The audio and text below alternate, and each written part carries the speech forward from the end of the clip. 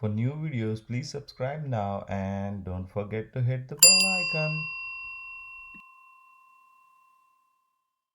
Hello and welcome to PowerPoint tutorials. Today we are going to learn how to add a table to a slide to bring your presentation back to life. So let's get started.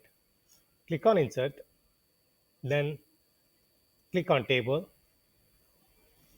click on Insert Table, pick a size, say for example number of columns to 3 and number of rows to 6. Then click OK. As you can see, table is created. Then if you want to add table styles, then select Designs,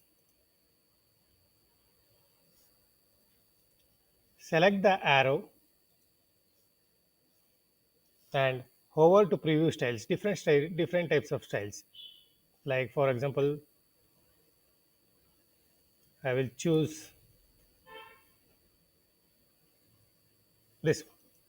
So the table is created and you can select different styles to make it look good. Thank you for watching this video. Please share and subscribe to my channel.